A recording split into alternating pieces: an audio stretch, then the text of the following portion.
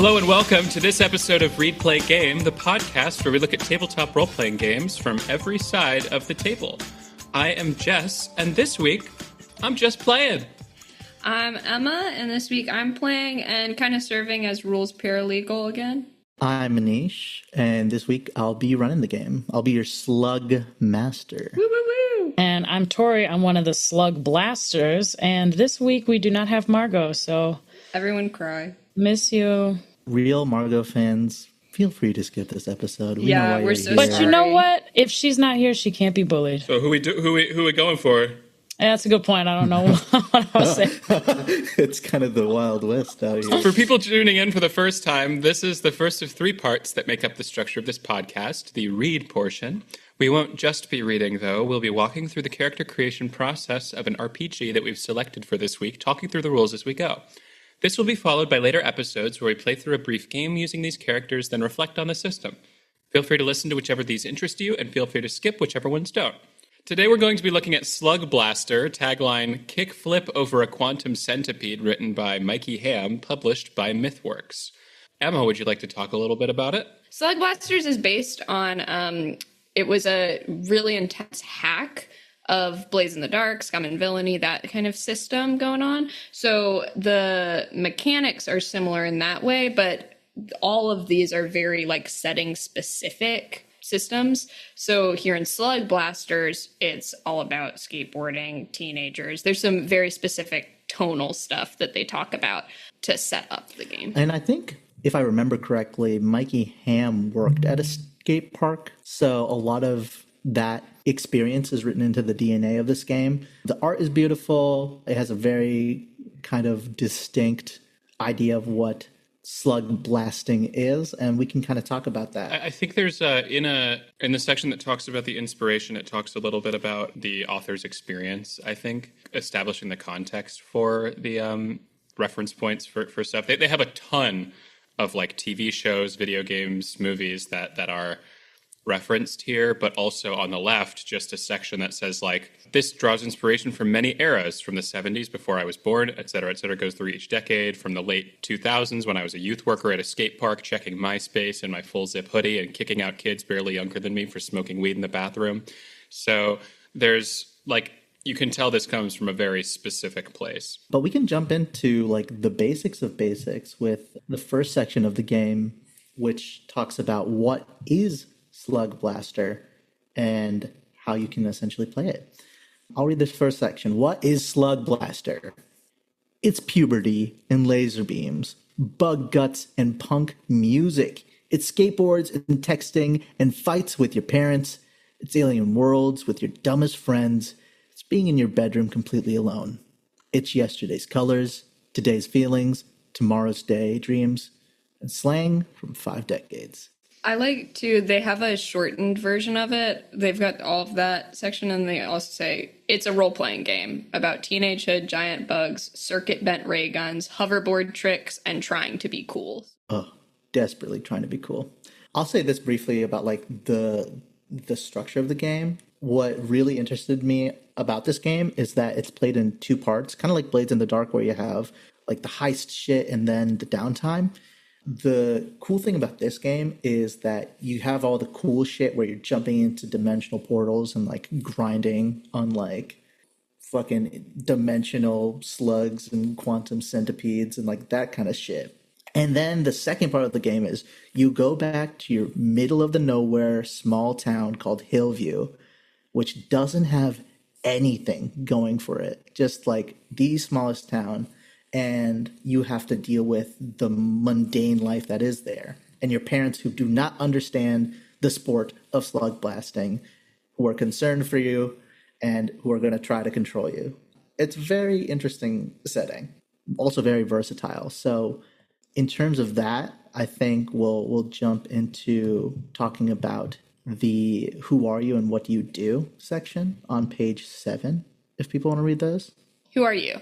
A sassy rich kid with a pair of modified time-skipping Scram Cat sneakers, a curious nerd with a custom 3D printed gravity beam, a chill loser with a lovable robot sidekick, an ultra-dimensional princess with a hoverboard made from pure light.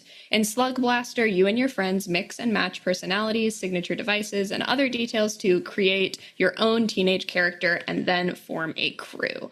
What do we do? Blow off school and sesh the abandoned water park in Empyrean? Get the Myper sponsorship by speedrunning Prismatia? Salvage power crystals from the moss-covered decommissioned Gigamex in the Golden Jungle? Just make sure you get home before the demiplane melts or the blood whip storm sucks your marrow out, or rescue scoops you up. Or, before your mom finds out and sends you away to some kind of camp for troubled youths. When I was first reading through this, I was like, oh, they're just like making up random shit for this little description here. And I'm realizing these are probably all locations that are outlined in the actual books. That's cool. Gotta say, so far, I do like the tone they're striking. It feels like I'm getting the world of the game, and it doesn't feel raw. Literally, that surprises me because I felt the opposite way. It's like it really is your mood coming into a game. I think. Really? I do this believe that. This one just feels like it sticks in its universe. It's not trying to like talk to me, the reader, as if we're like. I think that's a fair comparison. You know what I mean? Buddies fair, making the same references. All right. You want to tell us about the system? Hell yeah. The system, of course, like we said, is based on Blades of the Dark, but super hacked. The book provides an abbreviated guide for players that have played Blades in the Dark or D&D to adjust to Slugblaster. That section's at the end of the book, and if you're really familiar with the terminology, you can look at it. We're just going to skip it because it gets pretty detailed. We're more eclectic. Yeah, we play a lot of games here. Okay, the sessions in Slugblaster are about 2 to 4 hours long, and they're split in between two different parts, the run and downtime. The run is where all the cool shit happens. It's where all the characters are taking action, they're slug blasting, they're in these interdimensional places, cool shit. And during these portions, we can talk a little bit about the mechanics for these parts. So in a typical Blades in the Dark game, you have all these different cool stats that say a lot about your character. This game does not bother with that. If you want to do something, just describe what you want to do. And that roll is done via a d6, a singular d6. So whenever you want to take an action, you roll. If you roll a 6, it's a success. A 4 to 5, partial success. And a 1 to 3 is a failure. And I, as the Slugmaster, will describe any impact and problems that arise. Pretty simple, honestly, as a base mechanic. What the game provides in terms of ways to boost those things are two mechanics, actually. One of them is called Boost. We'll talk a little bit about this once we get to characters and stuff, but Boost is a kind of resource that you can spend to add a d6 on any roll. So let's say you rolled a 1 on your cool kickflip over the quantum centipede. Bad stuff is going to happen. So you mark a boost on your character sheet, and then you roll another d6. And if you roll a 6 on that d6, you just take the higher one. It's not adding them together. It's just roll a bunch of d6, take the highest one. On top of that, if you want to up the impact of a potential roll, let's say you have a 4 to 5 is a partial success, but you want to... I believe that that's referring to when you set the impact at the beginning.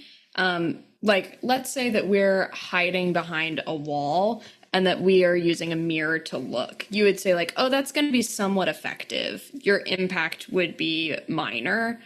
If you want to be like, no, I want this to be really impact. I think that's what it's referring to, because that's kind of what Scum and Villainy. Cool. Yeah, that's what I figured. Yeah. This game has a lot of terminology, so I don't know if there's so many. It doesn't change words. the success or unsuccess of a roll. It just how good it is. Cool. I'm also kind of understanding the game as we I read the rule book and kind of understand it as well. There was homework? The two frogs? Yeah. So Kick is a resource that can make a effective action even more effective. Like, I think a better example than the one I just gave is, let's say that you're punching a giant monster Yeah. Anish might be like, well, this is a giant monster and you are a teenager. Even if you're successful, it's just going to bruise it. And you would be like, actually, let me kick it up a notch. I'm going to punch it really hard. And it's like, okay, you'll actually do some damage here or something like that. Perf. And Awesome. you have to spend that before you know if you're successful or not. Yeah. Ooh, cool. That's very good. Good to know. In any other case, if you want to boost your roll even more and affect the outcome, well, there's a mechanic called the dare. If the player posits a dare, you can either get a +1 d6, so like a boost. You could get a +1 kick to use, or you could clear 1 trouble, and we'll talk about that later. In return, the GM can either gain 1 bite, which we'll talk about in a little bit, introduce an extra problem, or mark 1 trouble. Which, some clarifying on that. So it's just like you get good stuff, but you have to give the GM fodder against you. When you're introducing an extra problem, the player gets to be, it's kind of like in Goblin Errands where it was introducing a complication. The player gets to be like, can I get +1 d6? Like, let me dare you. Can I get +1 d6 if I then, like, my shoes are untied and I'm at a higher chance of tripping? Like, it comes from the player's side. We mentioned troubles a little bit. These can happen when things go wrong, essentially, when problems are introduced. So when problems arise, me as the GM, I'll introduce either a snag, which is pretty much like a twist or a turn in a situation, which is not immediate damage, but it's just complications. I can either introduce a snag or hit you with a slam. A slam is a problem that affects... Welcome to the jam. Hell yeah. That's pretty much it. So when I introduce you to the slam, I'm going to fuck up your mind, your body, your spirit, or your gear. You'll mark down phrases like, you're bruised, exhausted, freaking out, glitching, device, those things that you can clear up during downtime. No matter what, slams affect your impact, but not how many dice you roll. So let's say you want to punch that big monster. If you got a, fractured arm, because you tried to do a kickflip earlier and you failed miserably, it's going to be less effective. However, this game also has another mechanic to resist these slams. This mechanic is called nope. You can nope a slam for yourself or other people, any other player, by describing how you get out of it. That's when you mark 2 trouble. And you can do that as many times as you want throughout the session. You can be noping every single thing. You'll just be racking up trouble, which gets complicated. Yeah, in the downtime, the trouble will have consequences. And before that, too. If you fill up your trouble, it's really bad. Yes, yeah. Yeah, and I think you have 8 trouble marks. Besides that, the game offers some advice on how to yes and when you're doing a nope. The idea is to make it a process that's additive. If you're avoiding a consequence, you got to talk about what cool thing your character does instead, just in the nick of time, or how do we learn about the character from how they avoid your slams. And I think that's fun and how it translates to trouble, too, of like, how does that show that you might not be, are you risky? Are you not taking care of yourself, but getting out of it in this situation? Because that'll inform the trouble. Speaking of trouble is the stress mechanic of this game. It's your health. Almost. If you mark 8 in your trouble box on your character sheet, disaster strikes. Disaster is a separate mechanic. And if you want to clear trouble, the cool thing about this game is you can either do the dares, where you posit those dares, like we said before, or you can buy character beats later on in the game. I think you can do it. It's only in downtime. Is that correct? Yeah. It's only in downtime. So during the run, if you are getting high on trouble, you're going to have to start giving the GM complications so that you can get your trouble down. With dares. Yeah. Unless you choose to take in a disaster. A disaster is not good. Basically, I, as the GM, ask the players to make a roll. I do this once during the end of the run. I will ask you to roll 1d6 per empty trouble box on your character sheet. Which, that explains, so when your trouble fills up all the way, you don't even roll. Disaster just strikes because you wouldn't be rolling any dice there. Yeah. So it just happens.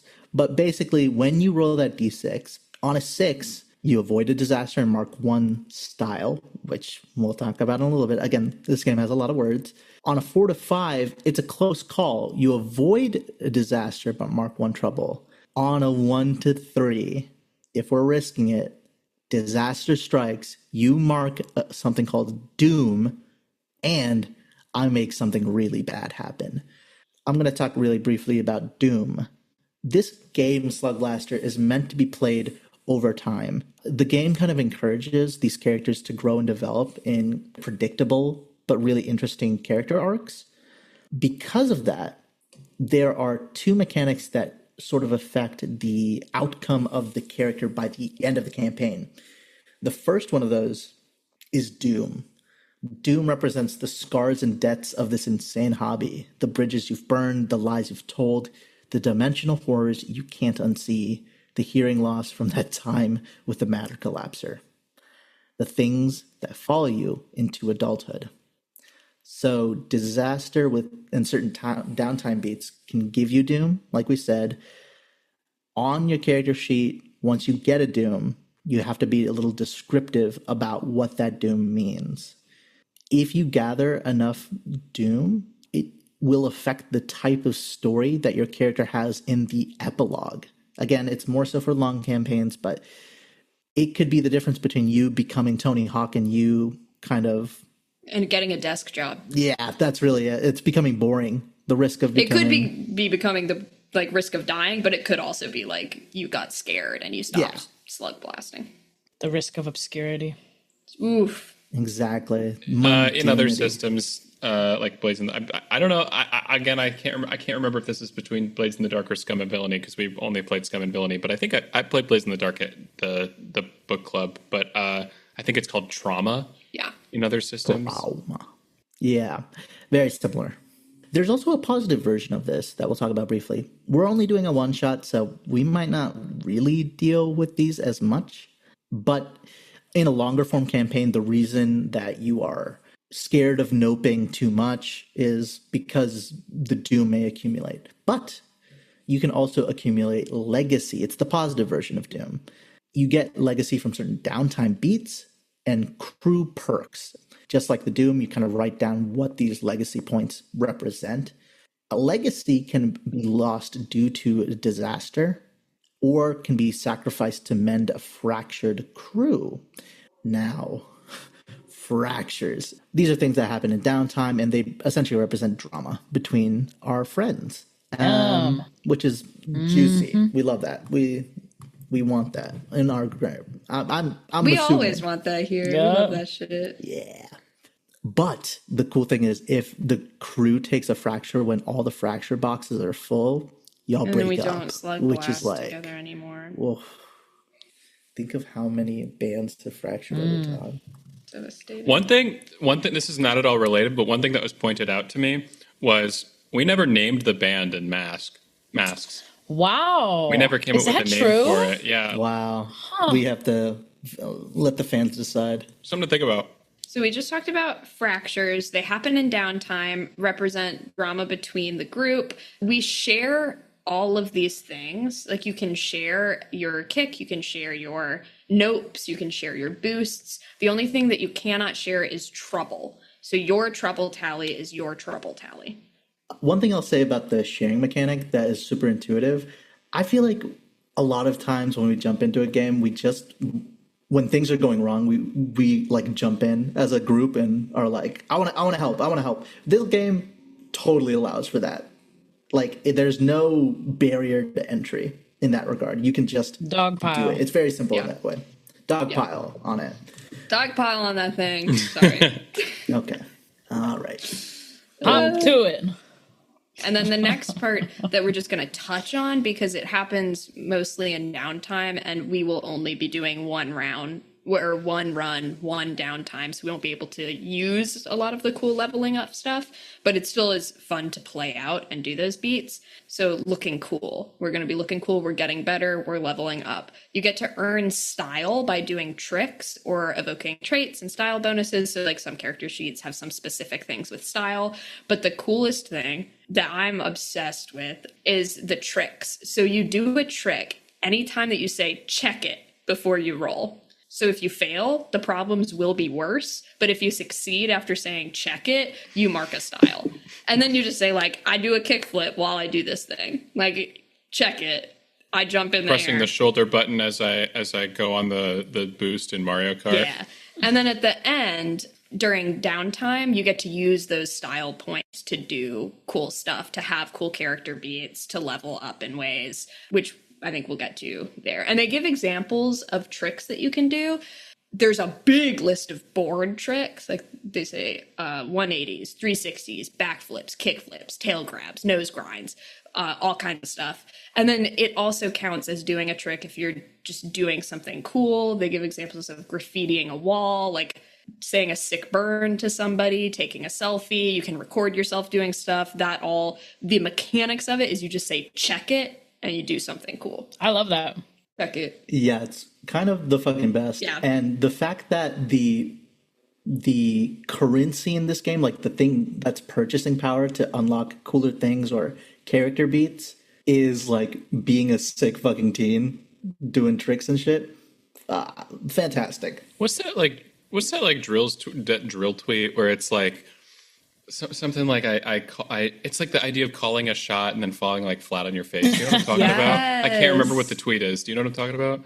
No. There's personal style points, which is what you do when you do check it, and then there's some shared style points in the crew, which we get to gain fame from, which is very fun. It makes your crew better. We probably won't be doing that in this game since we're only playing, again, one run, one downtime, but you'd bump up your fame, which gains you more perks as a crew. I found it. It's so long, suckers. I rev up my motorcycle and create a huge cloud of smoke. When the cloud dissipates, I'm lying completely dead on the pavement. Check it. Check it. Kills myself in front of you. And for my next trick, I'm going to kill myself. That's Elton John. I'm sorry. Incredible. So we talked a little bit about the run and the kind of action mechanics that happened then. Downtime, I think, will really mesh with our group's play style. Essentially, you play out the idea of coming home and resolving some character beats. The idea here is that we just kind of freeform role play. We just choose to talk and yap, and we make scenes on the spot. Since downtime is all about coming back home and resolving beats, what the book suggests is to forget the dice and just tell a story. The GM and the other players are there to assist you, and you can cast them as NPCs and perform a scene like actors in a movie. This, I am very excited for. We're going to get you... I cannot. Like Eyes on the Prize, kind of? Yeah, we're going to get you another little Kinda. brother role, Tori. Don't worry. Little brother. I'm very excited to play potentially your parents and your dysfunctional families, your bullies, the rest of that Bring back sort. Lily Birdfeather. It is very freeform once you get into the beat and once you're role playing, but what beats you do have to be purchased. So that's when those style points come into play and the trouble comes into play, because there are style beats that you purchase with your style points, and then it's like there's a bunch of different things that you role play, but then they'll help you like learn more about yourself. They'll give you improvements in leveling up. It's not tied directly to that role play. The role play is just for fun, but that's what like the purchasing is. And then there are trouble beats where you can get rid of your trouble, but it adds more complications. So that's when you'll be role playing like, okay, I have 6 trouble that I'm trying to get rid of. Let me buy one for 3 trouble, and let me role play like my mom is mad at me and we are having a hard time, and now I have a complication with my family. I don't want to roleplay that one. So true. Anyway, the really, really fun thing that I didn't write in this outline, but I think is delightful, style beats, you have to have the style to back them up. For the trouble beats, you can do something that costs more than what you get rid of. So even if you just have to clear 2 trouble, you can do so with a 6 trouble beat. You can say like, I'm going to opt in to do one that's more, I'll clear the trouble I have, and then I just want it because it's juicy. Something that I think is important. So, like Emma talked about, there are beats that you can spend style or trouble on. If you're using style to buy something, it's going to end up being cool. So an example of that would be a trait beat. One of them you can pay with 3 style for. It's your origin story. In downtime, you have a flashback that shows a defining moment of your past versus a family arc. And a family beat that you can purchase is Trouble at Home. If you spend 2 trouble, you play out your family disapproves. How? Why? Do you care? You get a +1 slam, either distracted or worried, and pick a teammate who notices. You get to spend money to flesh out your character even more, and the respective currencies that you're using either define your character in cool, positive ways or throw you into conflict. Beyond that, those 2 trait and family arcs, you can have an angst arc that clears trouble, and that is typical teenage shit, like you talk about your issues and how you're struggling and how you have this inner darkness. And there's a couple other just general beats during downtime that you can purchase. These are all cool resources, but what makes this game even cooler is that the character classes in this game, they're called the grit, the guts, the smarts, the heart, and the chill.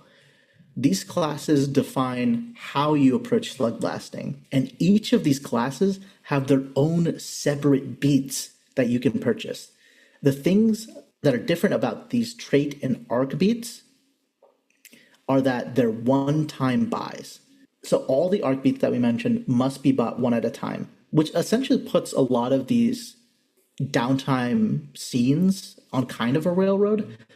My perspective on that is that it's trying to tell a very specific story, and that if you jump on the train, you might like where you end up at the end of it. Yeah. You've got the option to do the beats that are written for your character archetype, or if you look at it and you're like, I don't think that I'm going to dive into that yet, you could always opt into one of those arcs that is open to everybody. So that's the family arc, the angst arc.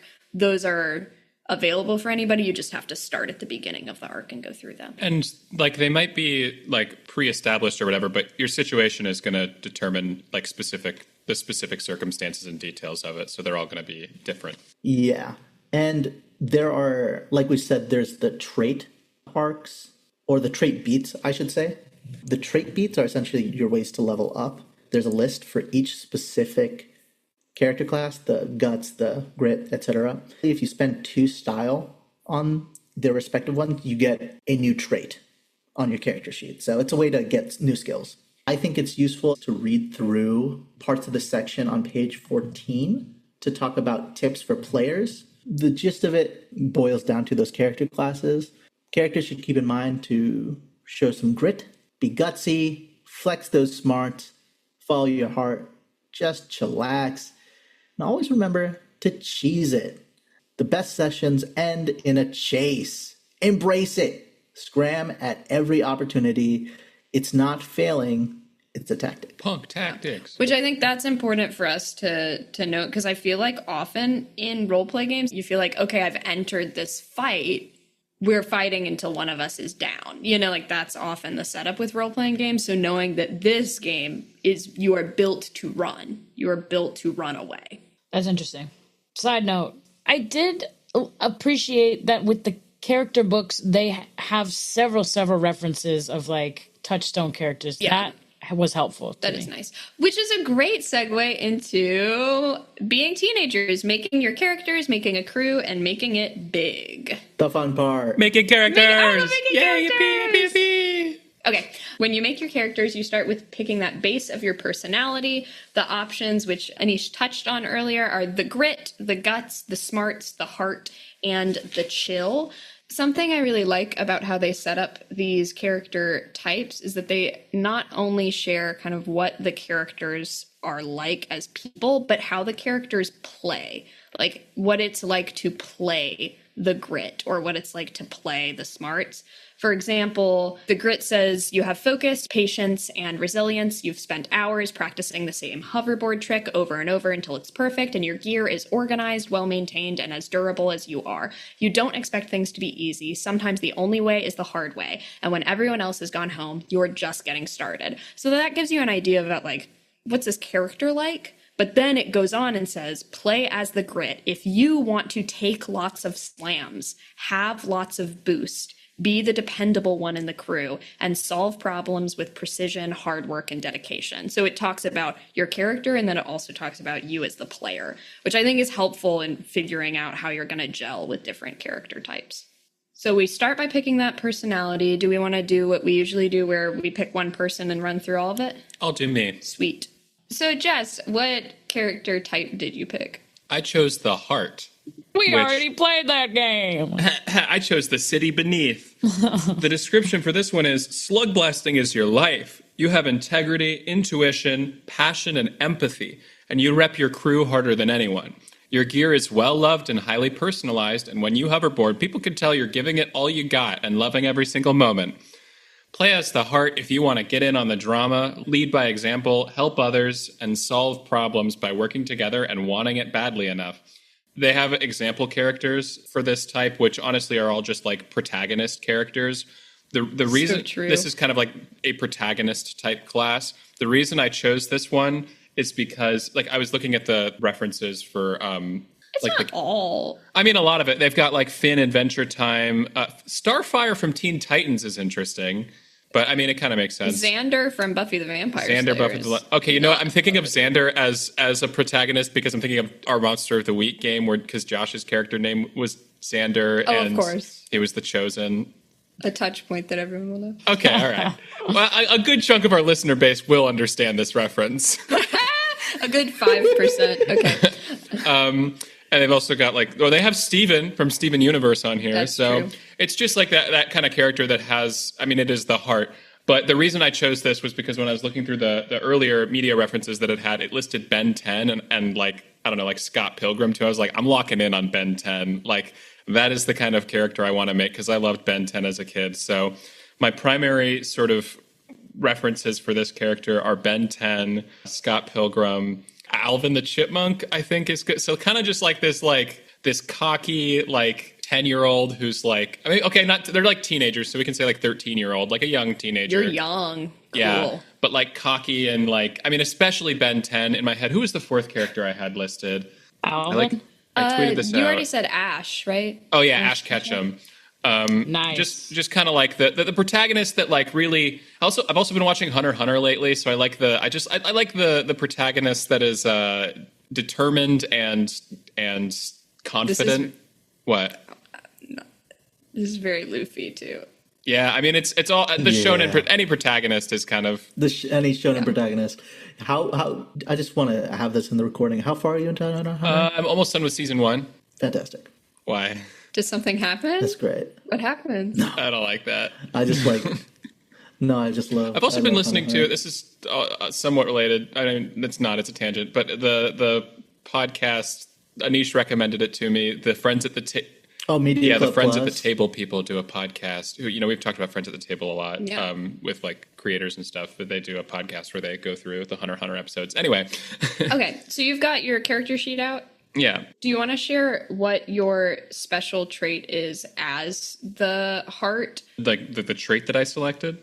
Not the trait that you selected. What's above it? Oh, the yeah. attitude is different for everybody. Yeah, the attitude section briefly describes how your character has a resource pool of boost and kick, and each class has a different amount. Describe how your heart helps your action, then boost or kick as needed. Also, anytime you or a teammate you're helping succeed on any action, refill 1 attitude. Love it. Viewers can't see the character sheet, so it's hard to get an idea, but under the attitude section for each of these character sheets, there are visual iconography to represent how much boost and kick you get, and I think that's pretty informative to the character.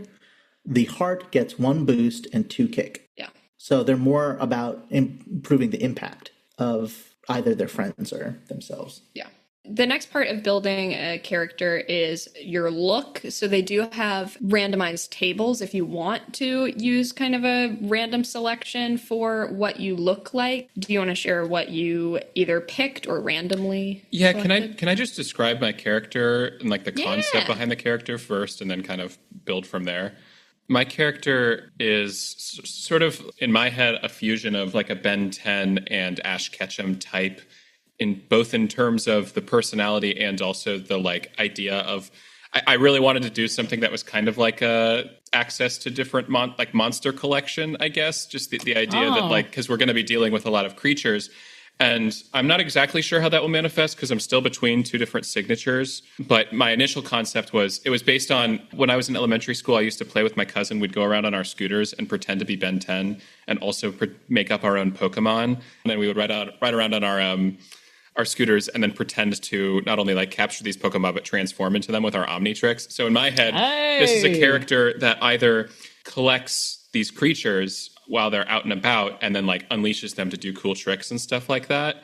Or I've also talked about there's a robotic companion option, which we'll go into later. And so like maybe there's an idea of scanning the creatures and like having them as robots. We'll see what exactly it is. But the concept of like really being interested in these creatures and using them in the context of tricks as well.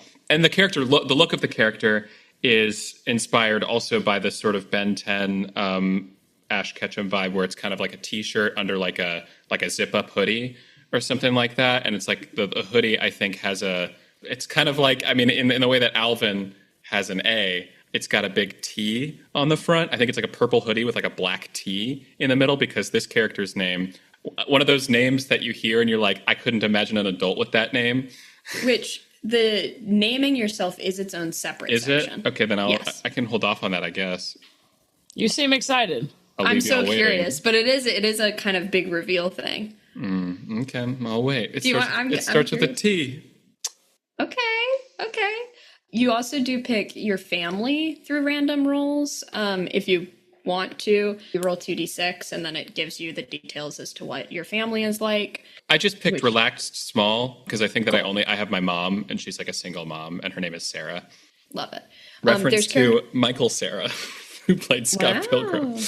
Can you pick two details about Sarah to just kind of describe them? Which that was, I think, the relaxed and small. But if you want more info, yeah. Oh no! I think she's a doctor. Oh. Or a nurse or something. I don't know. The next step that they suggest is picking your bond, but we're going to save that at the end. That's our character bonds with each other. Then it's your vibe. Do you have what your vibe is? I didn't really pick a vibe because I have the vibe of my character in my head, and I feel like I've kind of established that. So, like, I feel y'all get the vibe. Yeah. What trait did you pick to start with? Middle finger. Once per run, automatically get a 6 on any action. No roll required. Add up to 2 kick, baby. Nothing can stand in your way. OP. Wait, I couldn't hear it. What'd you say? Middle finger. Once I heard that part. Once per run, automatically get a 6 on any action. No roll required. Oh, cool. Add up to 2 kick, baby. Nothing can stand in your way. Oh, also, I think there's the purple hoodie and then a backwards pink cap. Slay. Oh, and the cargo shorts. And then, do you want to talk about your gear real quick? Oh, and the hair? Okay. The hair is just your typical, like, that's like the Ben 10 Scott Pilgrim Michael Cera sort of like, it's a little long. Like, you kind of need, it's like puffy. Nice. Yeah. This character at some point in their future is probably going to transition, but this right now, that's not this story. This story is the backstory of a very lovely girl in the future. When she was a cool little boy. Never stop. What is it? Never stop being the lovely girl of your future. What is it? You know what I'm talking about? It's like never stop your wife from letting you meet the love of your life. Like what? It's a tweet. Do you want to talk about your gear a little bit? Which we all start with a phone, a ray gun, a hoverboard, and a special personality item that is determined by our character sheet. Yeah, so I have my board. I kind of want to be a scooter because, like I said, it was inspired by my cousin and I riding on a scooter. You're making a face. I'm just laughing. Keep going. Keep going. I like the idea of it being like a regular board, but then like a scooter handle, like maybe like a holographic scooter handle can come out of it. Like it's like a retractable handle. And I think it's cool as hell. And it can like spin and stuff. Oh, that's awesome. I'm noticing on your sheet, extra gear says something from someone special. It is a thing. I didn't come up with it. So Cool. We'll find out. Beyond that, I think we kind of mentioned it before, but a key part of this character creation process is after all of these character sheets are listed, there's a huge list of what are called signature items. They're just special pieces of cool slug blasting gear that you can mod out and continue to modify as the game continues. And it's basically another way to make your character special. And it's probably your go-to method of solving problems. If we don't have strong ideas on what our signature item is right now, we can skip that. Did you, or do you want to save it for later? The signature? Yeah. I finally picked one. My signature is Which one did you pick, Tori? I want the void backpack. Okay, cool. I just wanted to make sure it wasn't the two that I was I was considering. between robotic companion and voidware backpack. So I guess that could help that decision. You're going to have a robotic companion? I guess so. Well, if you like collecting monsters, it makes sense. In the voidware backpack?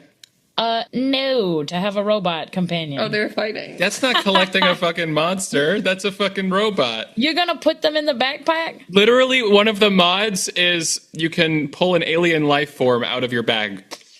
But it does say that the size is. It does say that the size is pretty small, and I want to be able to have bigger ones. So in my head, I don't have to. I think maybe out of a respect for nature or something like that, I'll scan the aliens, and then I can have my robot companion transform into whatever creature that I want it to be. That's pretty great. Well, there you go. And what I was picturing it. Okay, yeah. Great conflict resolution here, everybody. I mean, it's good. It helped me make a decision. I was thinking about both anyway. But like in my head, it's my like elbow pads or like knee pads. Nice. They're like I can like pull them off, and maybe I'm not as safe when I do it. But then they like turn into these cubes that I can throw, and they become the creature. Did you pick your mod? Whoa. Because they do all have specific things that they do. So depending on the creature I choose, it's a different mod. Fuck you. No, you have to pick one mod, and at the beginning, eventually, and just so that everybody knows as we go into it, you can't pick the one that costs all that shit. There's a bunch that cost 2 things, like it's just different mechanical things. It'll say like 2 discs or 1 coil, 1 gem. Any that cost 2 are available at the beginning. You can't pick. Each one has one like super powered mod, and that requires leveling up to get. Well, that's why this is like it's like Ash Ketchum on starting his adventure. You know, it's the beginning of my adventure. I've only got one creature, and I'll get more as we go. So I think maybe I'll do the weapons one, because then it can be like Pikachu, who's just really fucking strong. Slay. And then the last section of the character creation is naming yourself. I'm so excited. Or maybe I'll do mobility boosters. I'll get back to it. We'll see what happens. And the reason why it's its own separate section, they don't just say, what is your name? It's what does your family call you? What do you call yourself? What do your friends call you? So you don't have to answer all of those, but it adds flavor of like, we're punks. We're the alternative crowd. We might not be going by what we're called at home, and names have power. No, it's perfect, because I literally had a nickname listed on mine as built into my name. Love it. So as I was saying before, I chose a name that I thought was one of those names that you could never imagine an adult with. Only like a kid would have this name. So I chose Tanner. Like my cousin? I guess. That was not I knew a guy named Tanner in like elementary school. Like One Night Werewolf? Yeah, I'm the Tanner. And then as a last name, Nostradamus. Oh my God. Kind of like Nostradamus. Holy shit. And it's like, I don't really like that's just my full name. My nickname that people call me is Tantrum. Nice. And that's kind of why I kind of went with that. Oh, yeah. But, you know, it's also kind of feels in line with Ben 10's last name, which is Ben Tennyson. Nice. I didn't know that about him. It is, yeah. That's Benjamin so funny. Tennyson. And I think my mom maybe calls me Tan or something. Nice. Like, hey, Tan. And yeah, so Tantrum, Tanner Nostradamus. Nice. Sick as fuck. I think I play lots of video games and read comic books. I think I got ADHD. That's all I got. Okay. I can go through my stuff real quick. I'll be playing the chill, which chill is effortless, zen, and going with the flow. You do stuff by feel, press buttons to see what happens, and somehow make even the simplest hoverboard tricks look steezy. Maybe you're lucky. Maybe you just notice what everyone else is too busy to. It says, play as the chill if you want to crack jokes, eat some snacks, let problems solve themselves, and not think too much. So I'm playing against type, but I wanted to try it out. And my look. I did roll for this, and I got relaxed, chains, and second hand. So I think I'm just in like a kind of classic chill outfit with like a couple like belt chains. Like just kind of slightly baggy clothes. I'm just hanging out. I'm just here to have a good time. I got from my family that they are unstable, so that should be fun. So I think I've got some siblings at home. Cool. I think I've got 3 siblings at home, and I think I'm the second oldest. You're the middle? I'm the upper middle. Okay. Things are like a little rough, but you know, it is what it is. Gotcha. What's the parent situation looking like? I think that both of my parents are in the picture. Maybe they don't get along super well and work long hours. Like all my clothes are secondhand too, so there's that factor. There's that like someone's tweeting like, man, I'm so sad and ugly, and a third one, and then this user comments like, and broke too, and then like they tweet something else the next day, and that same user comes back and is like, don't forget broke. Yeah. So I'm broke, but like you don't need money to Slugblaster. Yep. Hell yeah. The universe is open right outside the door. But I think that my vibe is always eating a bag of chips. Nice. Hell yeah. Always eating a bag of chips. Do you have a signature chips, like a signature brand, or is it always varied? I think it's varied. I think low-key I'm more finding chips. Okay. Like, I go out and there's always a bag of chips. God, they just happen to land in your hand. I'm just really lucky in that way. Or, like, someone will hand them to me. Like, there's always snacks places. You can find them. Can I add really quick? I actually didn't look at my vibes table before. I know I said that I had the vibes, but I like that there's an always the youngest option for me, which I think would make sense because we said I'm young. Anyway, continue. Nice. And then Tori's like, actually, I'm 12. I'll kill you.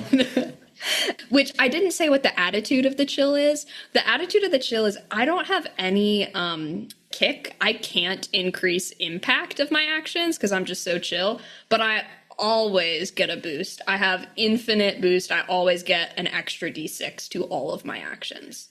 Things just work out for you. Yeah. And I can't share it with anybody. Sorry, y'all. It says this puppy can't be shared with teammates. They're too busy to enjoy it anyways. So I'm just chill, you know. It's no big deal. The trait that I picked is guys, which is you accidentally notice the stuff everyone else didn't. Like hidden panels, perfect skate spots, looming monsters, etc. So it's, they're right behind us, aren't they?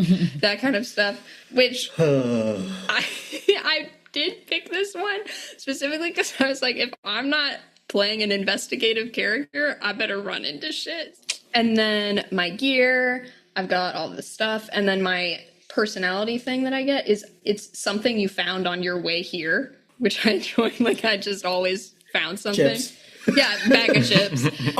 And then for my signature, I am going to go with the kinetic deck. So it says, inertial sweepers and momentum cells have been standard in hoverboards for years, allowing higher top speeds for classic kick-push decks. What are you laughing at? Momentum cells seething. Okay. Only recently have Slugblasters discovered that a little ballast modification can break the laws of hoverboard physics entirely. So it's got the turbo and the boost and kick as needed. And what I've decided to do is it has a density pedal. So I roll to increase or decrease my own mass dramatically. I can make my body lighter than air, make my fist heavier than uranium, and don't let anybody push me around. So I can I feel like I'm going to mostly use it to be lighter because that's just kind of like, I'm picturing it as like when I do cool jumps, I'm up there forever. Yes. And then I have a name.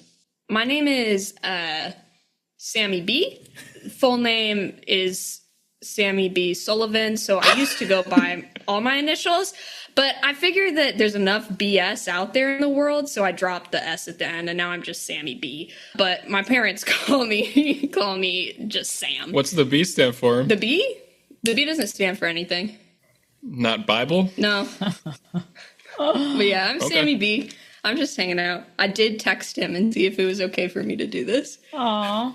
He's been on the podcast. Yeah, that's why he understands. This is a reference to our good friend Sam Bible Sullivan. If you don't know who that is, go back and listen to Executive He's Decision. the Very chillest funny. dude I know. Does this character look like Sam? This character looks like a more androgynous Sam. Like a dykey Sam? Just like Sorry, fully. wait. This is a Okay. they them bisexual. Is this a lesbian? This is a Oh, they them bisexual. Okay, I was trying to see if it was lesbian or bisexual No. energy. That's what the B stands for. Ooh. Yeah. And the S is sexual, bisexual. I dropped the sexual, just bi. All right. Did we learn everything about Sammy B? Everything that you need to know. Okay. What does your family call you? They call me Sam. Cool. Okay.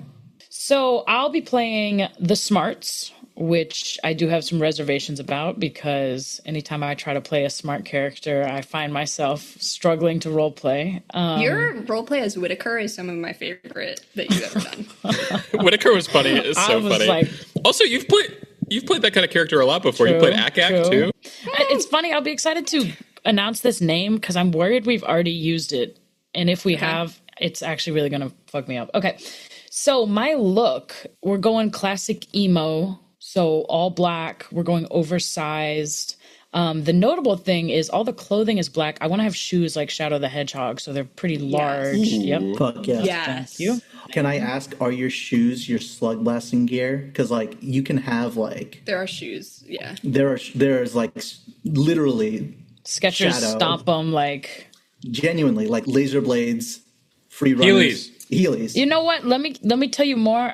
That might work. Let me tell you more. That's We can not see. your signature, so you can keep whatever signature you have. That's going to be a different thing. Okay, I'll come back to the shoes. The notable thing is the outfit is entirely black, but the hair is like silver, like kind of bleached, silver. Obsessed. And I like don't know how much of this to like tell versus try to reveal in roleplay. Pretty much my like Are you a robot? no. My Okay, good. signature that I You can't be a robot. my like signature look that established me in the skating community, I think, is having a way to do some kind of pyrotechnic light in my hair so that I'm wearing all black with this kind of like, thing at the top. So I kind of look like a magic wand, which will come into play later. My family is small and strict. And then actually for my vibe, I got homeschool chic. So I want to say it's like me, my parents, and then maybe another sibling. And there's just like a lot of pressure and I'm homeschooled. I'm there all the time. So skating is when I really get to come out and like put my guy liner on and like rebel a little bit. And then my trait is I'm going to pick know-how. You know everything about blank. And so in line with this hair thing, I'm going to do kind of like fire pyrotechnics. If this would help you with an action, you can mark 1 trouble to upgrade a 1 to 3 into a 4 to 5. I think that that's a really fun mechanic because it doesn't affect like a full success. It's just like you can't fail at this because you know so much. Yeah. I think that's neat. Can you read your attitude too? Yes. 'Cause that's interesting. Yeah, tell us about your boosting kick. Describe how your smarts help your action, then boost or kick as needed. Also, refill 1 attitude when you or a nearby teammate fails an action. You learn from failure. Oh, I guess the description. The smarts. It's not about intelligence. It's about curiosity, love of learning, a fascination with the world and how it works, and a willingness to think about things from different angles. Your hoverboard tricks are creative and outside the box. Your hacks are experimental and complex, and everything around you a problem to be solved. Play the smarts if you want to explore and contribute to the setting, ask lots of questions, give lots of answers, mess around with a bunch of device mods, and solve problems in clever, creative ways. Some of the examples are Hero from Big Hero 6, Gadget from Rescue Rangers, Princess Bubblegum from Adventure Time, Donatello, Teenage Ninja Mutant Turtles, and then it actually includes a skateboarder, Rodney Mullen. So I thought that was kind of neat that there's like an actual skateboarding person in here. Oh, so you can imagine L from Death Note. And then when I get myself lit up on the, when I'm out skating, then I'm looking more like Killua, who I had written down actually. Fuck yes. I had written down before you had actually mentioned Hunter x Hunter, so I was excited to share that. Emma, you got to watch Hunter x Hunter. You would love Hunter x Hunter. Oh my some of god, it. and Killua skates. Honestly, for me, Yeah, it's perfect. the Chimera Ant arc is really when I was like, okay. Leading up to it, I was like, I could take it or leave it, da-da-da. Anyway. I love it already. Good. Great. Your gear. Okay. So I picked just one of these. I have either a work in progress or a vital screenshot. I like a work in progress, and I'm going to kind of transition into the signature piece as well, which is going to be the Void backpack. So my character is highly knowledgeable on the mechanics of fire and pyrotechnics. Not exactly light, but heat, oxygen, and fuel. So what I want with the backpack is to have one of the abilities you can choose for it is reversible zipper. Oh, which is 2 coils, 1 gem, 1 disc. So I probably can't do that. That's the like highest level thing that you can get later. Okay. Instead, I will do, the astral intake's pretty fun. You can pull a unique, specialized, or implausible item. That's fun. Just like whenever you need it. Or the Omni Siphon. Roll to vent a cocktail of energy from the multiverse. Use it as a makeshift. That one probably feels more in line with my character. That does sound really cool. Just like fire from a fucking weird dimension. Well, that and because we're dimension hopping, I don't know what the oxygen is like in every planet. So the idea of having a backpack or something I can store like oxygen tanks, fuel, things that I might need for some of my tricks. So if the Slugblaster were my shoes, I would see it kind of like jetpack feet or whatever, where the flame comes out from the bottom and that's the weapon. I'm not really sure, but when you had said that, that's kind of what I imagine. So from what I understand about the signature items, the mods modified the items themselves, and then you just have your Slugblaster cool board or bike or shoes. But there's no reason why they couldn't affect each other. Okay. It's totally up to us. Then maybe for my blaster, I want more of what looks like a flamethrower. Because, the magic wand's kind of my thing, or a Roman candle type. I think it's on your bag. So are you saying that it's because you've got your bag, I wonder if there's the zippers or the drawstring things turn into that or something? Is that what you're referring to? Because that could just be what my ray gun is, right? Because we all get a ray gun. Oh, yeah. I hear you. Everybody I hear gets you. It's with your that's what your ray gun is? Yeah. That's cool. I love that. So instead of looking like a gun, it kind of looks like a cylinder. It's a wand. That's what I'm imagining. Yeah. Or a because you already look like a magic wand. That's cool. I realized I didn't say my board or my ray gun. My board is a skateboard. It looks like a skateboard. And I think my ray gun looks like a vape. Hey. Shit. Yeah, that's a good question. Or should I go for the laser blades? Maybe I don't have a board at all. That's kind of slight. Page 65 has those options. Nice. I'll go with my Shadow the Hedgehog giant laser blades. Because then I could get myself straight like a pencil to really look like a magic wand.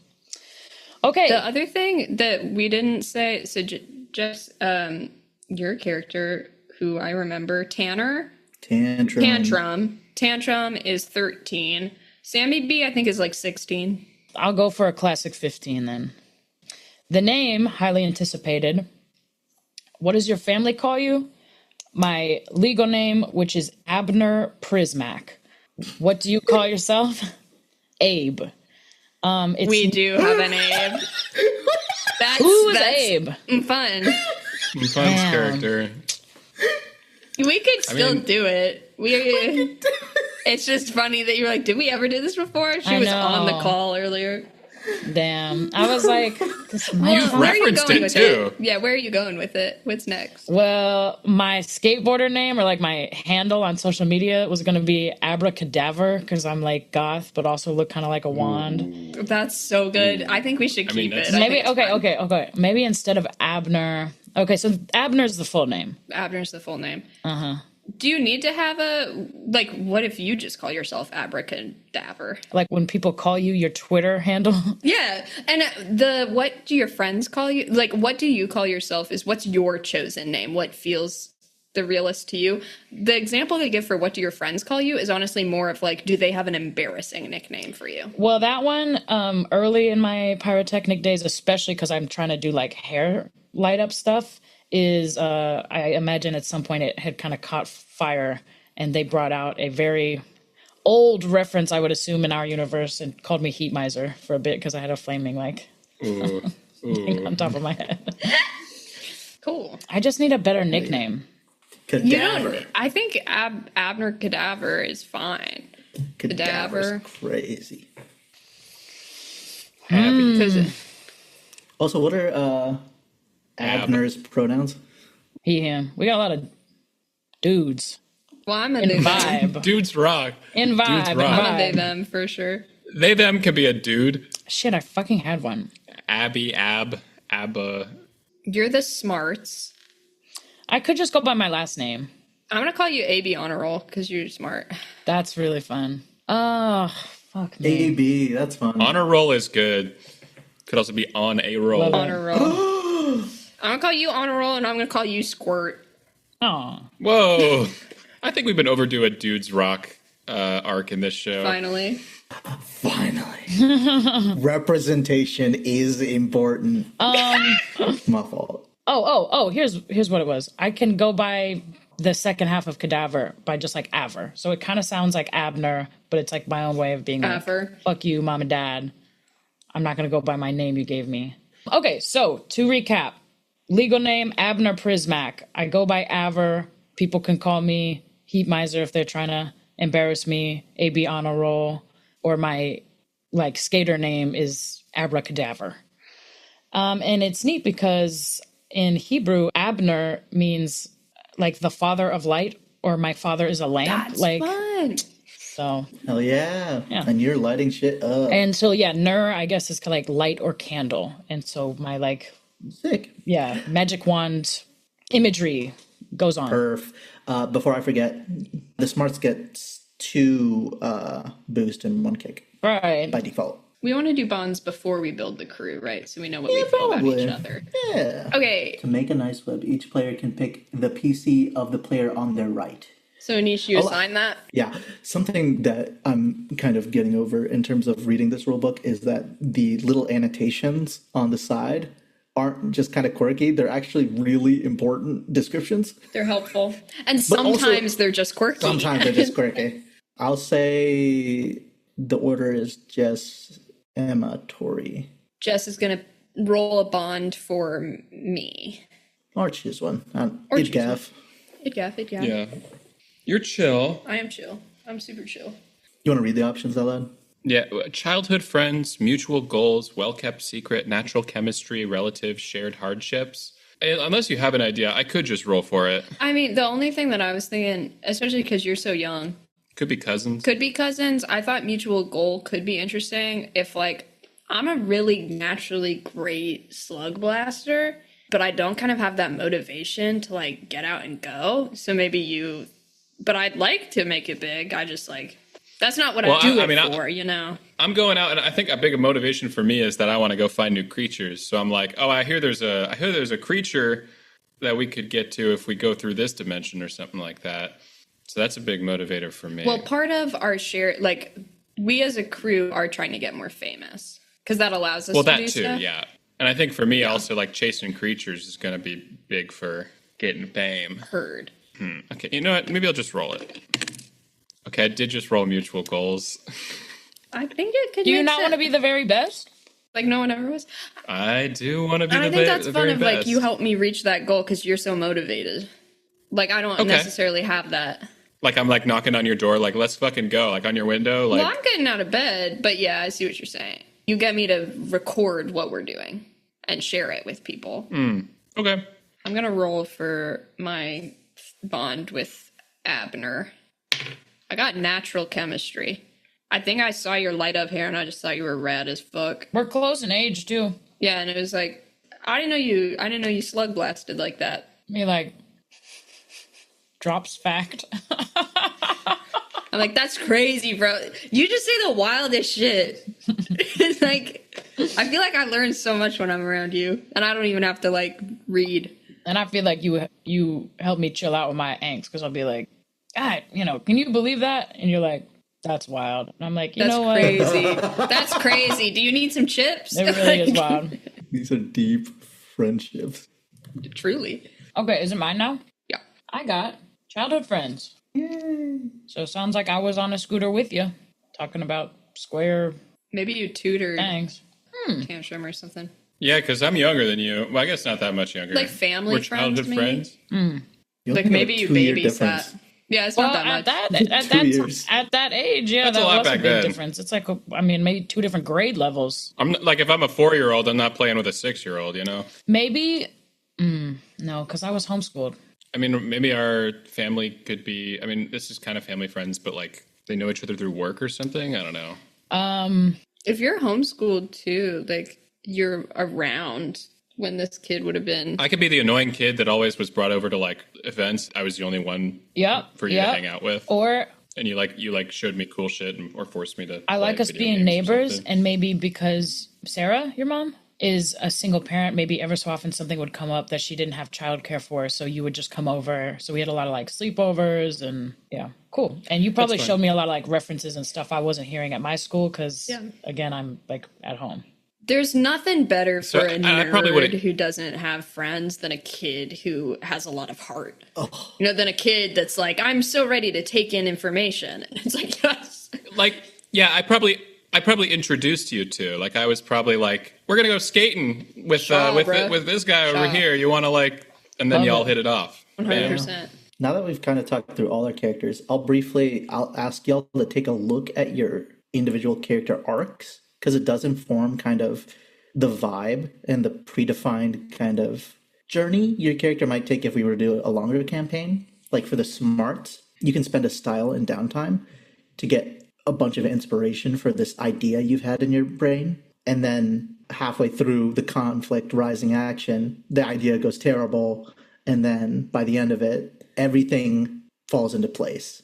Mm-hmm. Yeah. For the heart, you begin a special relationship with another member of a faction, a teammate or someone else for the beginning. And then a misunderstanding, betrayal, or messy breakup hurts you and your crew before you prove your loyalty and do the brave thing and your bonds are stronger than ever. And for the chill, you overhear something, you get mistaken for someone, or get ushered into the wrong line. Wait, what the fuck is this? For the chill, it's like you accidentally get involved in some shit that's actually working out great for you, but then you get caught and you're like, oh, shit, I'm not actually supposed to be here. And then it works out at the end. Oh, funny. It said something about Mrs. Doubtfiring, right? It's kind of like, that episode of, actually, I think it's a long arc of Arrested Development where Maisie becomes a producer. That's her name, right? Yep. Maybe becomes a producer. Yeah. Like that's the chill. Yeah, is like, yeah. You're just kind of stumbling into. Yeah, 100%. Fucking fantastic. That is hilarious. Abner, do you do magic tricks? Shit, that was a good question. Or do you just look like a wand? Are we doing like a combination Tony Hawk, David Blaine type video? Like you're doing magic tricks on a skateboard? Crazy, bro. Or is that's it crazy, dude? Is this what your crew's all about? Slash like Steve Irwin slash like. That's the crew, bro. I'm gonna pull a crocodile on a hat while I kick out of a hat while I kickflip. So cool. These kids are so. We do have to pick brands and stuff. So okay. Let's get into it. Yeah. I think we can talk about making our crew now. Slay. Please. So you start with picking your brand. I think this is really, really fun. When we're building our crew, it will sometimes say like the chill gets the last say on this. On the ones where we don't have a member that like gets the final say, we just choose together.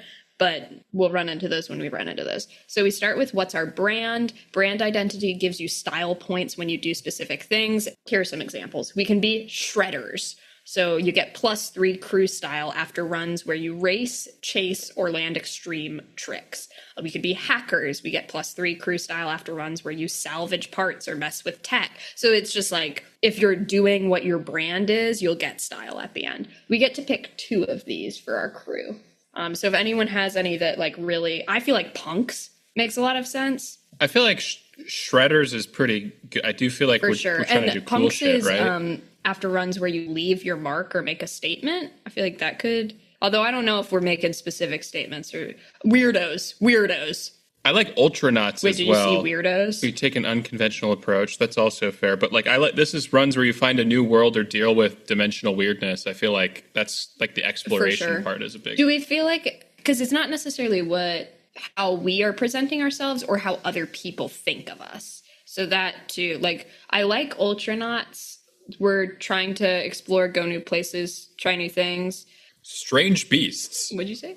Strange Beasts. I don't know the rest of it. It's the And then sorry. I personally am drawn to Weirdos. I like Shredders and Weirdos, but Are y'all trying to do sick magic tricks while grinding rails, or are you trying to be the weird kids in the corner doing magic tricks while... well, that's what I meant of like, it's not necessarily how we're consciously presenting ourselves, but how people see us. So like, I liked the idea of it being both, but I like Ultranauts too. I just don't know if I'm as excited about the exploration part. I feel like that's more you, but you are the heart of it. Well, who gets final say? The problem is Guts. Slugblaster. Guts gets the SM. final say, and we don't Guts. have What if we Guts. rolled Yeah. for it? That's Whoever gets true. the highest. Well, hold on. What's on the Shredders? table right now? We got Shredders, Yeah. Weirdos, and Ultranauts. What's the unconventional approaches we're taking? The magic. Nobody else is doing magic. Who the fuck is skating and doing... I'm like, if I was a skater kid and then I saw someone pull a rabbit out of a hat, I'd be like, the fuck are they doing here? So here's my kind of thinking. And if anybody gives a shit, I think I'm gonna go by Avery instead of Aver. It's probably just Slay. gonna make things easier for everybody. Avery. Avery is a pretty chill name. Avery Cadaver. Well, no, my handle still is Abracadaver. It's just like It's very teenage to completely... You're switching it around, yeah? You're switching right. it around. Game of Oh. telephone. I think what's unique about what Avery is doing is in this super high-tech world, fire is something that's been around for like so long, and I think it's maybe like outdated at this point, and so he's trying to, I don't know, use this like kind of outdated thing and bring it back into vogue. So yeah, the magic tricks I'm thinking are like sparkler type light effects happening. I'm trying to think of magic tricks that include fire. There's a lot of like smoke stuff, so I could see it being fire Yeah. and smoke. Fire paper. What about there's like those this was a trick from the, I don't know if anyone's going to know this reference, but the 420 Awards by Derek Savage. It's this like award show, but in the first one he has these this magician that I'm pretty sure like does like sparks of fire and smoke, Yeah. and then like Yeah. a bird flies out, like a dove or something. So I got that kind of thing, but with the creatures. So do we With feel the like creatures. this sounds more like we had Shredders, we had Weirdos, and we had Ultranauts on the table? We Shredders need is to- probably what I'm least drawn to. Then I'm just the fine. more you Interesting. talk about it, y'all seem like We're a bunch very of weirdos. weird. Like, it's very weird. What about Weirdos and Ultranauts then, if you I'm don't good care with about that. Shredders? I think that I am the one who cares the most about Shredders, and I'm the chillest, so I don't care that much. Yeah, Weirdos and Ultranauts. So that means we should be trying to take an unconventional approach on the run, which I think will be normal. Like, that's part of it. And then where we should try to find a new world or like deal with, investigate dimensional weirdness. Those are the things that will be good for us. Strange beasts Okay, love it. and monsters, vast riches, hidden Okay. treasures. So we don't Evil have that much hearts, time. uncharted I have to leave in frontiers. 5 Sorry. minutes. Where do we hang out? When we're in town, where do we hang out? I'm Pick joking. two. Every time I do that joke, you think it's serious? Why wouldn't I take you seriously? Flash Jen. You have to do Need the tone tone All right. indicator, yeah. When we're in town, where do we hang out? There are options. There's not fun stuff in town, but there are places. We get to pick 2, and I get the final say in this because I'm the chill. So Cool. the gas station, Burger Man, a classroom, makeout park, someone's garage, detention, the video hut, the hoverboard park, the school cafeteria, an abandoned building, a church basement, or somewhere else that we make up. I do have that my family is like I relaxed. was thinking so, someone's like, garage it would because I think that probably- I'm just trying to. My mom would probably let us hang out in the garage, and she probably works a I lot, love so that she's probably too. not there a lot. As you're the heart, you probably have like a setup in your garage for us. String lights. Yeah. And my parents are really strict, so if I'm just going next door, that's gonna be like acceptable, yeah. Bam. So we hang out in someone's garage, and then anything else calling out to people, the ones that are calling out to me are just the hoverboard park. I think we could hang out there. And Burger Man. I also like Burger I like the Man. video. I'm getting fries. I'm getting fries for real. That's also classic. You're always trying to scene. drag us to the video hut, and I'm like, dude, I need another bag of chips. I need some fries. I'm like, they got videos. Starting perk, we get to start with either masks or advanced portal tech. Okay. I'll briefly read the descriptions of each. Mask. You can't hoverboard if you can't breathe. A Slugblaster's mask is as unique as their wallet or cell phone case. They can look like bandanas, medical masks, gas masks, gators, hockey masks, Halloween masks, motocross helmets, all with enough nanofilters, CO2 scrubbers, and oxygen lattice built in to keep your vaping nature's own wherever you are. Emma wants to do masks, but I think I like masks too because I had an idea for my character originally that was I would wear a pig mask with like a little pig snout on it in reference to when my cousin and I were on scooters and we would chase my sister around because she had a little pink mask that she made and we said it was like pink like a pig or something. We would go, we want pork, and she would freak the fuck out. Okay, so I'm not So I want to reference that. Strange I'm not beast. even going to read. okay. So we have Even reading. Strange beasts. masks. So everybody can add masks. I'm guessing. Okay, we got one have pig this. mask. Your mask probably has to be accessible to the chips. Like it's got to have like a. I've got the Lana Del Rey mesh mask. what? No, I don't. I You don't got have the that. Stuart Wilson feed bag. I think that I have one that I like made. You just got a really myself. cheap one that's got like a weed fucking Yeah. leaf on it. Wait, it's 420. Oh, that's right. So we have masks. Then factions. Ooh, do you want to talk about factions, Anish? Yes, this is super helpful to me, the GM, to figure out different people that are involved in this story. The game lists a ton of different rival crews, different family members, different, like all these different types of other NPCs that fill up the game. And picking these now will get us a little bit of, it'll flesh out the world, essentially. And we don't all have to talk about all of the factions, but we should like look at them because we all get to pick one, essentially. Yes. Oh, nice. There's 4 different types of factions. So if you're interested in the faction that you know about being a crew, that's like different crews of Slugblasters, sponsors that could give us money and make us more famous, authorities, and crowds, so like fans and shit. You have different relationship numbers with each of these factions. So on this starting character sheet, it might say -1, +1. +1 means friendly, +2 means tight, +3, they're your allies.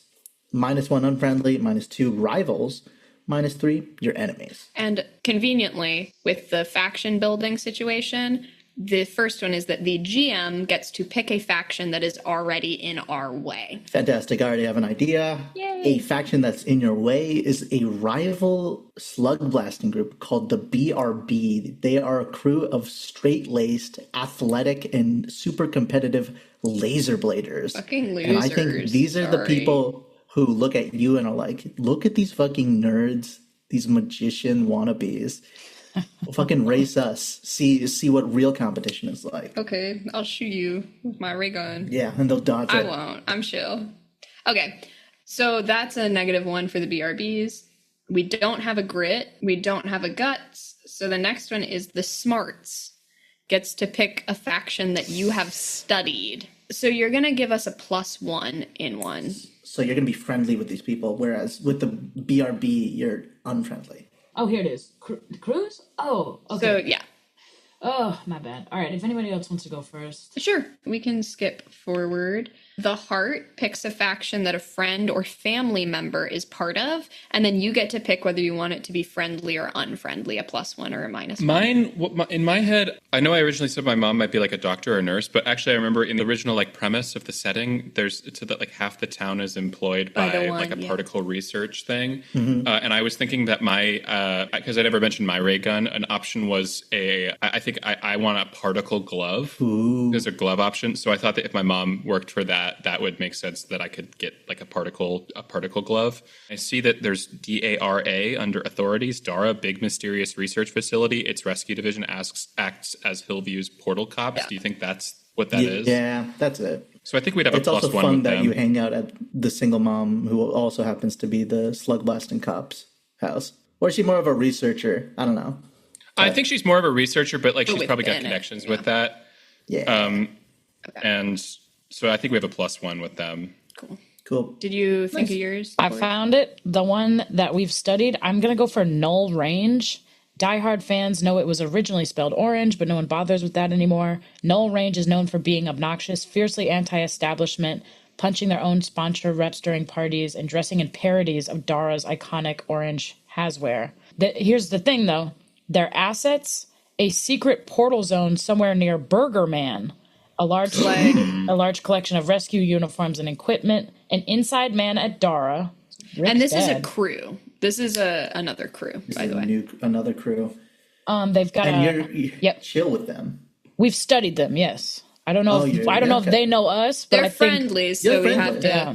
So you've probably talked to them in your studies. We probably see them at Burger Man. I wonder if that's like you're always like, let's go to Burger Man, and I'm like, hell yeah, let's get some fries. And it's a secret portal zone, which is like cool. So yeah. All right, so that's the group we have studied. Love it.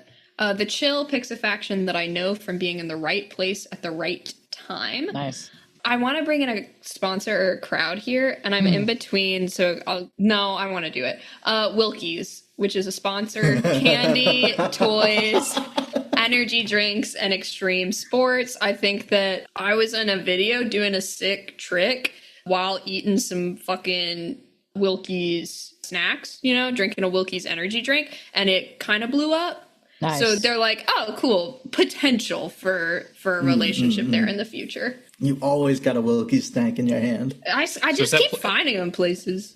Is that a +1? That is a +1. The video of that guy. Because I was in the right place at the right time. He's got like a whole jug of cranberry juice and he's like skateboarding.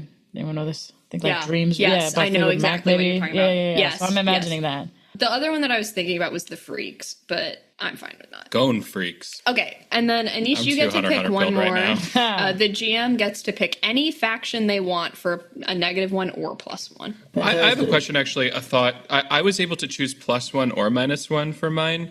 Should we do -1 because my mom works for them, so they would have more of an eye on us? I could see it be either like we're able to worm our way out of trouble more with them because of the +1, or if you want it to be like, no, they're watching you. I think it's fun either way. The thing is, I think my mom, like, she's chill and like I think supports like whatever we're gonna do or whatever, but she's also really stressed and doesn't want to lose her job.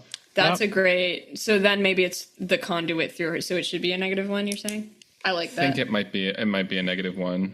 I'm with it. Cool. So we got -1, -1, +1, +1. So now you get to decide whether you want to be nice or mean to us, Anish. Oh, I'll always be mean. I feel like a crowd should like us. No, we're fun. I'm thinking about a crowd that either likes y'all or fucking... We are weirdos, so... You're weirdos. We're weirdos. The Freaks would like us. I could see the Mavens fucking hating us, Loki. Activists, punks, diehards. No, I feel like it's the mainstreamers, preteens, and basics. They value fun. Well, I think it could be fun if the Mavens don't vibe with us because they're just doing random bullshit. Yeah.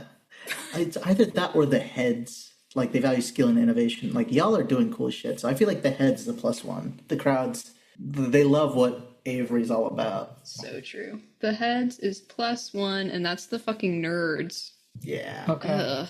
We gotta get a new crowd. Which will lower your cred in the long run. Yeah. God, it's just the nerds. Okay.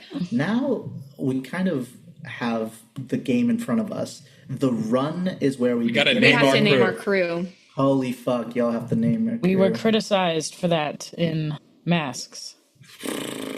There's also a specific step for it. It's telling us to do it. Yeah, we name our crew. That is part of building it. The hardest They have step. tables for it. Do we have ideas? I don't have any ideas right now. Oh, the heart has final say. Oh, I do? Yeah. That's so funny. Because you're fucking 13. The Slug Riders. I think it should have to do with whatever my creature is. I think that I would want to name it after that. Does your robot have a name? No, but I think that I was looking at monsters. Strange beasts. I'm looking at the table. I do think that there's inside joke you never explain, and the options are yogurt and Ritz made sick. I think that's kind of cute. It's just a random fucking string of words. So I think I'm looking at the monsters section, and I think I do want instead of creating a monster, I want to have I want my first creature that I have to be like an actual creature listed in the book. So I'm between psionic crocodile and metaterrestrial slug. I think because both of those seem fast. I kind of like the psionic crocodile. Cry on it, crocodile. Crocodile tears. But the slug is also pretty iconic because it's Slugblaster. Who up? The multiverse has a slug problem. Like there's a lot of slugs. Slug problem. So that's not bad. Salt. What do you think? Should I have a slug or a crocodile? Salt. The Salt Riders, and we're the slugs. I don't like that. I have a slug. Salt. Well, you don't got final say. That's salt true. grinder. I'm just throwing stuff out. Salt grinders. Okay. Salt grinders is pretty good because it's like shredding, yeah. You get final say. Well, I mean, do we have other ideas? I'm willing to hear them out. I'm not hearing anything. I like pickles. Because Tantrum, one time you ran up when Avery was ordering from Burger Man and said, "Hey." He said no pickles, but then Avery actually wanted pickles, and it became a joke. No pickles is kind of funny as a group name. No pickles. Extra No salt. whammies, no whammies. Did you pick your thing? Did you get a slug or a crocodile? I'm doing the slug, I think. All right. That's your robotic companion. Slime. Yeah. Slug apologists. Slimers. Slug huggers. Nickelodeon slimed. Something with a three something, because we've got three different. Tryhards. The tryhards, but it's TRI. Tryhards. What, tryhards? Yeah, like TRI. three of us. Tryhards. We want to be called the tryhards? Okay, apparently not. Right. Well, I mean, I could also see me being like, oh yeah, tryhards, because we try hard. Yes. Oh, yeah. Hold on. The pseudopods. Is that what I was about to look up, like, how? The pseudo buds. No. The pseudopods. I'm not a part of this conversation. My fault. I should stay in my lane. Pseudopods could be fun. That's the false foot that slugs have. Okay. Yeah, I'm looking up slug stuff. It's like gastropoda. Salt lick. What about gastropod? Is there anything here? Gas us up. Oh wait, there's a Pokemon that's named something like that. What is it? Gastrodon. Oh, you talking about the lava? Gastrodamus. Not. How about just? Oh no! What's the lava one Yeah, called? They should What be is called that the one crybabies. I was about to say it. What is it? What's the lava one? it's I'm like trying to a- remember. it's like a- a lava. Oh, Macargo. Oh, that's the snail one. The one before that. I don't remember. I think that we should be called the crybabies because you call us that because your name is Tantrum. And then we could blast Tegan and Sarah. Salt in the wound. What was y'all's first name? Who's first name? Salt grinders. I Yeah. don't like that one. What about salt in the wound or like salted hours wound? later. This is why we didn't have a band name for masks. What about NaCl? Ooh, NaCl kind of goes hard. like NaCl is it. pretty good. Yeah. Love it. And we've got a nerd on the team, so like Yes. NaCl, sodium chloride. that's what I said. Is that what it is? That's what I said. Yeah. Yeah. Oh, really? Okay, I wrote down NaCl. I hope that's fine. Well, hold on. Let me think. I have salt grinders, pseudopods, no pickles, salt lick, crybabies, salted wound, NaCl. NaCl goes really hard. I like it. Jesus Christ. And you should be like, why are we taking so long? Takes a long time. Oh, fuck. Right. I'm actually lightheaded. Oh. Okay, what That's else we 'cause got? you Is that don't it? Is that have it? Is that any it? water right now? That's also true. So essentially, there's also a bunch of factions that we're not going to talk about right now Yeah. because Cool. they're not that important. They're not important. Here's the things I'll say in regards to other crew stuff. As a crew, you have a communal resource called Hype. Your communal Hype is also just a shared boost and kick. You got 2 boost, 1 kick that y'all can use and share. And then I think it can refill up to that or something because it's got the little. Or maybe that's it when we. I think that's upgrade. when we maybe. upgrade. Yeah. Yeah. Either way, I think we're about to jump into our run. We're about to kick into it. We're about to kick flip. Check it. On the setup page, it says 2 start options. You can start in the action during a run. Starting this way is fun, saves time, strongly establishes the structure, and gives them a chance to learn the rules immediately. This is better for players who are comfortable with game mechanics. Alternatively, you can start in town before the action, opening on each character during their living their day-to-day lives. This option is slower, and you'll be surprised how players can happily blah, blah, blah. I think that the in the action might be better time-wise. In media res, I'm going to figure this out. There is a GM set of questions that might be helpful to establish tone that I'd like to kind of This is talk actually about. very cool. Tone is pretty hard to nail down in Slugblaster. It's a little tricky because we're playing teenagers, the multiverse is deadly, but the PCs do not die. They have ray guns that could liquefy a minivan, but they do not kill people. They flip over demigods, but also cry when their dad starts drinking again. It's Gonzo, but not silly. It's Ninja Turtles, but not Bugs Bunny. So to kind of get a sense of what we as a group are interested in terms of the tone for Slugblasters, the game provides a couple of interesting questions that I think will help me as the GM a lot narrow down the tone of the game.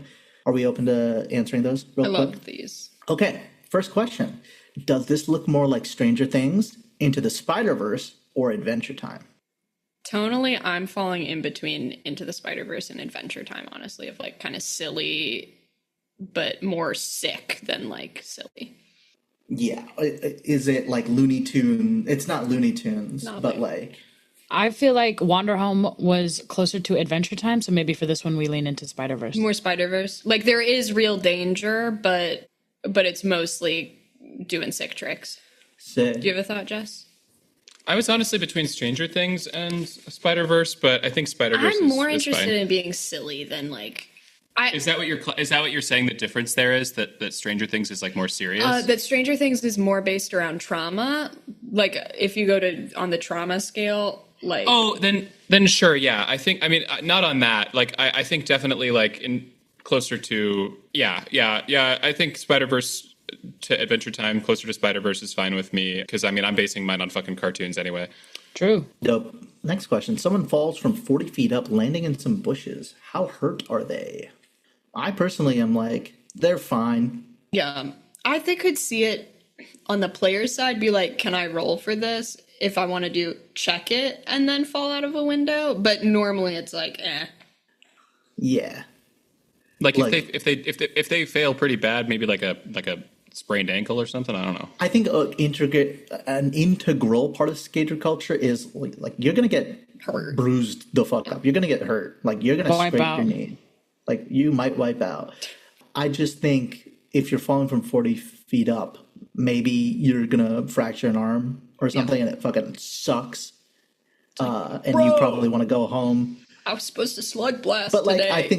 I think we exist in a world where it's like, oh, my robot little companion might, set it, and it's Yeah. like, damn, sick. I don't know how we feel about that though. Yeah, I'm with Any you there. think it's good. reservations? I think it's Thumbs up. crazy to get up from a 40-foot fall and walk away. So I do think there should be some kind of... You want to do Consequence. rolls for those types of things. In that I think case, a broken I'm arm definitely- makes sense. Cool. I think a broken arm makes sense. I'm gonna definitely. That's a slam in any sense of the word. Because like the reason doing a kickflip over buildings is cool is because the threat is there. Like that's bad, but I don't want these kids to like Yeah. die because they won't. Oh, that is a question though. Do Slugblasters die? Is it urban legend or all too real? Do you attend the funerals? Oh, You just skipped one that's really I feel important for us. Yeah, which I personally, with this game, with the time frame, with us only doing one session, am more interested in it being urban legend. Like parents are like, you could get hurt, but we haven't run into it as much in real life yet. go. And she skipped a question that's I very did. relevant to us. A kid tosses a salt packet from their lunchbox at a giant slug. Is this a cute little joke or an effective attack? Could a monster be defeated through the power of song? Song. Song. Yep. I think a monster could be defeated through the power of song, but I don't think that a salt packet would kill a giant slug. I think it could hurt it, but I don't think it could kill it. It'd be like if somebody threw pop rocks at you. Like, it'll startle it's you. like, ah! And it might hurt, Yeah. but it's not going to seriously inflict any damage. So I'm hearing like there are real stakes to the dangers in this game, but these kids They could have are a part of weaknesses it. that are... They're a part of a cartoon show. Yeah. That has cartoon. I think there is something of like, what's the tone of the moment? Yeah. And then like what works the best there. Yeah. Versus like a lot of games you want to keep it consistent across the line of like No, we Can't be afraid to get your derp on. Do adults like rescue agents or mercenaries get killed by the monsters? Is it played for laughs, horror, or a bit of both? I didn't even consider that, and then I was thinking about a like mercenary come running up, and I was going like, "Wait, there's a monster!" And then they get eaten, and I would laugh at that. I would laugh at that personally, me, but I don't know about everybody else. I don't really gaff. Yeah. I feel They like can die for all I care. I think it's a bit of both. I don't think that there's like I again am not really interested in this being a really heavy game, so I don't want it to be like, and then Sarah comes out and gets eaten by a monster. Well, it seems like more of like a fodder type thing. Yeah. Like I don't want or I feel like there's a scale of like Avatar to to Invincible. You know, Invincible would be like, oh, we're fucking like people are dying. We are destroying these people graphically, and it's funny in a lot of ways. And Avatar is like things get hurt, people usually pop back up. I think for me, it's like if there's like a goon people do chasing die you- in Avatar. People do die in Avatar, But not graphically. But not graphically. If a goon is chasing you and like a giant slug falls on them, for me, what the tone is like there's a voice bubble that comes out of them that says "ow." Yeah. We get the And then they're Wilhelm out. scream. Yeah. That is very Spider-Verse too. I feel like that like there's a lot of like some characters shit getting exactly. like, Yeah. Exactly. okay. Team Rocket blasting into the bing. Cool. Yeah, Okay. exactly. Love it. Is it chill to blast a human even non-lethally? What if they're chasing you with gravity net? What if they're trying to hurt you? Can you knock someone out by bonking them on the head, and are they okay afterwards? I think so. I think we're non-lethally blasting humans. I don't think we're killing people. Yeah, I think a key part of the game that, like, even on the next page of this, it's just you're these not questions killing is people.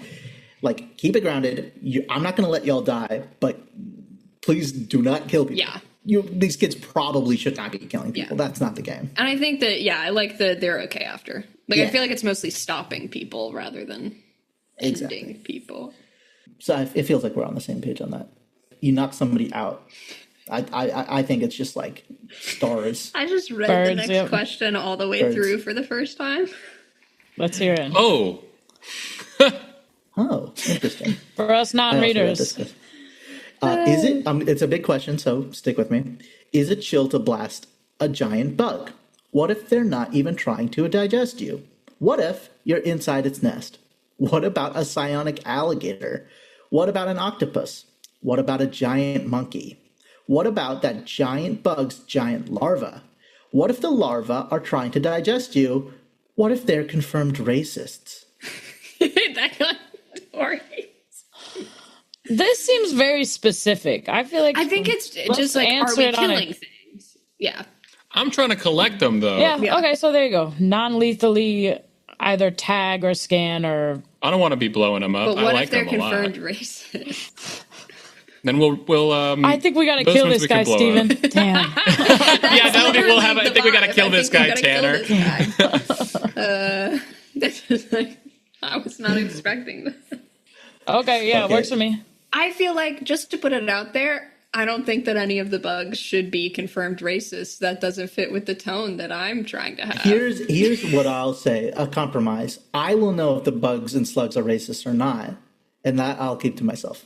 But I don't want to team up with the what if racist we bug unknowingly. You're like, they're so nice to you. Please but then Are they you a meet a cop? different You bug have that to they tell don't me like. if you're a cop. Okay, the bugs Like, are they not racist against certain like humans, or are they They're racist not against racist. other bugs? The bugs The aren't bugs racist. But if they not were racist. racist, The the ones bugs in the aren't world that are racist. We're racist cutting all secretly, this and out. Anish doesn't Final tell us. question: is all this portal nonsense in the characters' heads like some big analogy for teen drug use? I don't fucking. I'm answering this. It's real. It's real. We slug No, blast. slug that's blasting. lame as fuck. Yeah, Lame it's as not fuck. fake. Why would we It's be real. playing the RPG if we wanted it to be faking in our heads? This It's is already not a faking in our metaphor. heads. What the fuck? not an app on your phone. Real. It's not an app It's on real. your phone. Slug blasting is real. Second time we've referenced that this session.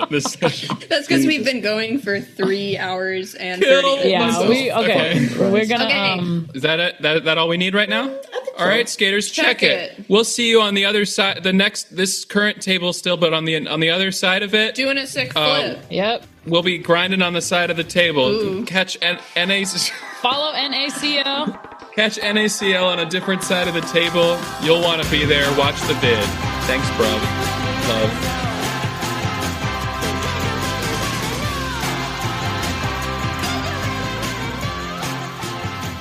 Thanks, bruv, love. You Can't wait to support. sesh with y'all. Oh.